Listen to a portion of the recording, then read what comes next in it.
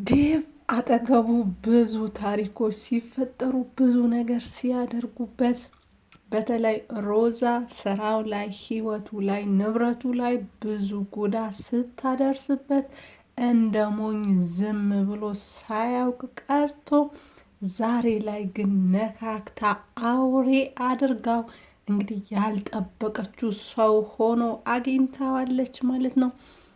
እንግዲህ የሮዛ የመጨረሻ ትልቁ ሚስጥር የሚባለው ባለትዳር መሆኗ ትዳሯ ላይ ሌላ ትዳር መደረቧን ሰምተዋል ማለት ነው። ሰላም ጤና ስትልኝ ውድ የዚህ ቻናል ተከታታዮች እንዴት ናችሁ? እንኳን ወደዚህ ቻናል መጣችሁ እያልኩኝ በባለፈው ክፍል ባንቴሮ ዴቭ ጋር ደውሎ ሮዛ ሚስቴ ናት ሲል ነበረ ድራማው ያለቀው። እንግዲህ በዛሬ ክፍልም ባንቴሮ ቆርጦ ነበረ።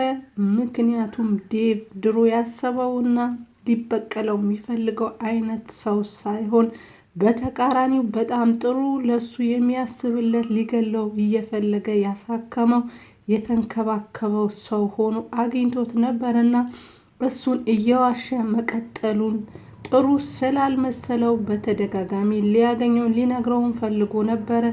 ዴቭ ግን ስሜታዊ እየሆነ ነገሮችን እያበላሸበት ነበረ።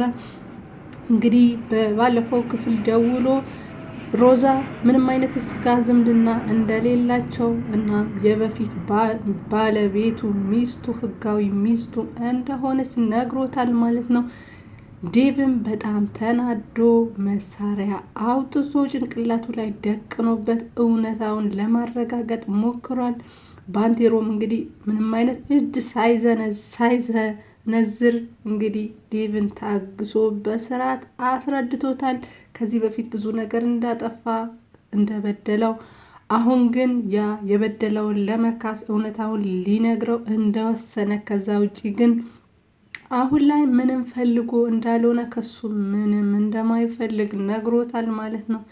ዴቭ ግን ያደረጉበት ነገር ቤቱ ውስጥ እየኖረ ቤት የአክስቴ ልጅ ነው ብላ እንግዲህ ባሏን እሱ ቤት እያኖረች እየዋሹት ነበርና በጣም ተናዶ መታለሉ በጣም አናዶታል ማለት ነው።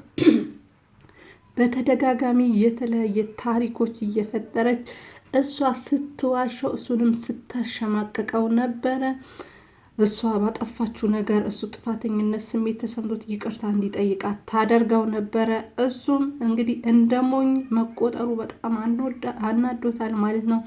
እንግዲህ ከባንቴሮ እውነታውን ካረጋገጠ በኋላ እሱም ወደ ቤቱ ነበረ ያቀና። ወደ ቤት ከመመለሱ በፊት ግን የሮዛ ሶስተኛ ባሏ ማለት ነው አሁን ጓደኝነት የያዘችው ልጅ ወደ ቤት መጥቶ ነበረ። ዴቭ እውነታውን እንዳወቀ ባንቴሮም እንደነገረው እና መጥፋት እንዳለባት አሁን ሊያስጠፋት እንደመጣ የእሷን ጉዳት እንደማይፈልግ ሲነግራት እሷም ስታጃጅለው ነበረ። የኔ ፍቅር እውነትህ ነው፣ በጣም እንደምወድህ ታውቃለህ፣ አንተም ትወደኛለህ አውቃለሁኝ እና እናቴ ጋር ብሄድ ይሻለዋል ወይ ብላ ስትል እናትሽ ጋር ማያውቀዋል እኔ ሌላ ቦታ ልውሰድሽ ብሎ እያወራት እያለ ዴቭ እንግዲህ መጥቷል ማለት ነው። እሷንም አስገብቶ እንግዲህ ወርውሮ አንቋት እውነታውን ለማረጋገጥ ቢሞክርም እሷ ግን አሁንም ውሸት ላይ ናት። ሌላ ውሸት ፈጥራለች ማለት ነው። ባንቴሮ እየዋሸ እንደሆነ ሊበቀላትም እንደሚፈልግ የተበቀላትም እንደሆነ ነግረዋለች ማለት ነው። እሱ ግን ከዚህ በኋላ የአንቺን ውሸት የምታገስበት ምክንያት የለኝም፣ ለአንቺ መቼ ምንም አይነት ሁኔታ ላዝንልሽ አልችልም፣ አይቻለኝምም፣ አይፈቅድልኝም ውስጤ ብሏታል ማለት ነው። እንግዲህ ሲያንገላታ ሲወረውራት ነበረ።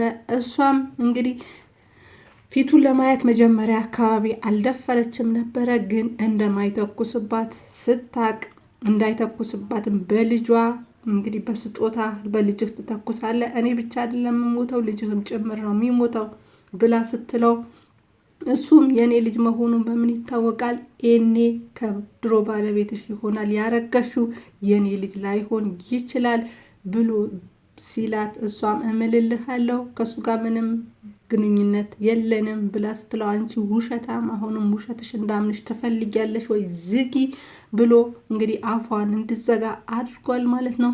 እንግዲህ መጀመሪያ ሮጦ እንደመጣ እንዳልተኮሰባት ስታቅ አይተኩስብኝም ብላ እንግዲህ አይተኩስብኝም ብላ አስባ ተኩስ እንግዲህ እውነታውን ማረጋገጥ ካልፈለክ፣ ልጅህን መግደል ካልፈለክ ተኩስብኝ ብላ እንግዲህ እሱንም ስትገፋፋው ነበረ።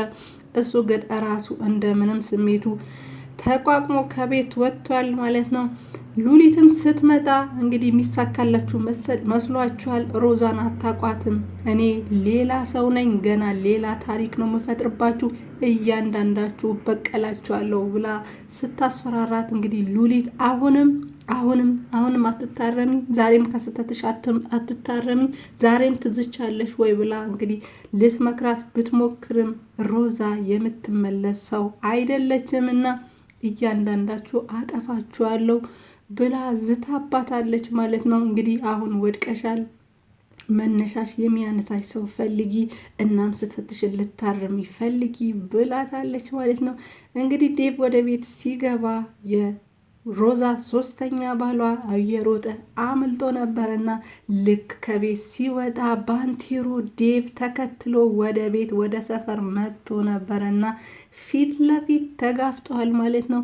እንግዲህ የሮዛ ሶስተኛ ባሏ የባንቴሮ የልብ ጓደኛ አብሮ አደጉ ሚስጥረኛው ነበረ። ገንዘብም የተለያየ ነገሮችም እንግዲህ እሱን እንዳያስጠረጥረው ብሎ ጓደኛው ጋር ሲያስቀምጥ ነበረ። እንግዲህ ከሮዛ ጋር ከሆነ በኋላ ብሩ ጠፍቶብኛል፣ ቁማር ተበልቻለሁ እንዳለው እናቃለን እና አንቆ ይዞት አሁኑኑ እኔ ካለሁበት እኔ ከምኖርበት ሰፈር ራቅ፣ እናም በ2 ቀን ውስጥ ብሬን እያንዳንዱ 5 ሳንቲም ሳይቀር ወደ አካውንቴ እንድታስገባ ፈልጋለሁ። ያ ካልሆነ ግን እገልሃለሁ። የኔ ማንነት ታውቃለህ፣ ማን እንደሆንክ ታውቃለህ ብሎ አስፈራርቶታል ማለት ነው። እንግዲህ ልጁንም እየተበተበተ ከአካባቢው ጠፍተዋል ማለት ነው። እንግዲህ በድጋሚም ሻይ ቡና ሊል በተቀመጠበት ከዚህ በፊት ሮዛ ባንቴሮን እንዲከታተል ነግራው ነበርና እና ባንቴሮ ያለበት አካባቢ ጋዜጣ አንባቢ መስሎ ቁጭ ብሎ ነበርና ባንቴሮም እሱ መሆኑን አውቆ ቀስ ብሎ እንግዲህ ፊት ለፊት መጥቶ ለምንድን ነው የምትከታተለኝ? ብሩስ አስገብተሃል ወይ ብሎ ሲጠይቀው አላስገባውም፣ አስገባለሁ እፈልጋለሁ ለእኔ መልስ አይሆንም። አሁኑንም በ2 ቀን ውስጥ ካላስገባ እገልሃለሁ። የኔ ባህሪ ታውቃለህ፣ ማን እንደሆንኩም ጠንቅቀህ ታውቃለህ። እናም ደግሞ ሌላ የምፈልገው ነገር ቢኖር እኔ ያለሁበት አካባቢ በቅርበትም በርቀትም ላይ አልፈልግም፣ ድጋሚ አጠገቢ እንድደርስ አልፈልግም ብሎታል ማለት ነው። እንግዲህ ዴቭ በመታለሉ በጣም ተበሳጭቷል። ነገሮችም ቆም ብሎ በማጤን እየተከታተለ ነው። ሄዋን በሌላው አቅጣጫ ዴቭ አሁን ላይ ጥሩ ስሜት ላይ ስላልሆነም ቤቱም እየተፈጠረ ያለውን ነገር እንዲያስተካክል እሷ ስራውን እየተሯሯጠች እየጨረሰች እንደሆነ ለሉሊት ነግሯታል ማለት ነው። እሷ ስራውን ትጨራርስ፣ እኔ እዚህ የተፈጠረውን ነገር ታውቂያለሽ፣ እየተታለልኩ ነበርኩኝ፣ ሰውም ልገል ነበረ፣ መሳሪያም ደቅኝባት ነበረ ብሎ ሲላት ሉሊት ለምን እንደዛ፣ አንተ እንደሱ አይነት ባህሪ እንደሌለህ አውቃለሁ፣ ለምን ትሳሳታለህ? ሰዎች በራሳቸው መንገድ ነው ቅጣታቸው ማግኘት ያለባቸው፣ አንተ እንዲጎዱህ ለምን ትፈቅድላቸዋለህ? ብለዋለች ማለት ነው። እንግዲህ ለእናቷን ጋር ደውላ ፋይሏን ከዚህ በፊት ያገባችበት ወይም ማዘጋጃ ያስመዘገበችበትን ፋይል እንድታስጠፋ አስቀድማ ነግራት ነበረና እናትየውም ደውላ አትስጊ፣ ፋይሉን አስጠፍቼዋለሁ፣ ጉርብትናና ያለን ቀረቤታ ተጠቅሜ ፋይሉ ጠፍቷል፣ እናም አትስጊ ብላ ለልጇ ስታወራላት እንግዲህ ዴቭ ሰምቷታል ማለት ነው። ዴቭም እንግዲህ ጠበቃው ጋር ደውሎ ከሮዛ ጋር እንደሚፋታ በአስቸኳይ ፕሮሰሱም ነገ እንዲጀምር እናም ያለውን መረጃ እና እውነታ እንደሚነግረው ነግሮት እንግዲህ ጠበቃው ጋር ሄዶ ነበረ። ያለውን ፋይል እንግዲህ እነሱ አጥፍተውታል ማለት ነው። ፋይሉም እንደጠፋ ባንቴሮም ውሸታም ነው ብላ ስታወራ የነበረውን እሱ በጆሮ ሰምቷል ማለት ነው። እንግዲህ ሌላኛው ውሸቷ እዚህ ጋር ተጋልጠዋል ማለት ነው። በሌላ በኩል ባንቴሮ እውነቱን አውርቷል ማለት ነው። ዴቭም እንግዲህ ቀጣዩ እርምጃ ከሱ ጋር የሚፈታበት በሰላም የሚለያይበት መንገድ የሚያመቻች ይመስለኛል። እንግዲህ ሌሎችም ውሸቶች አሉ። እነዛ ውሸቶችን በሂደት ወጥተው የሮዛ ማንነት በግልጽና በአጭር ጊዜ ይታወቃል ብለን እናስባለን። አብራችሁኝ ስለነበራችሁ ከልብ አመሰግናለሁ። መልካም ጊዜ፣ መልካም ቆይታ ተመኘው። ባባይ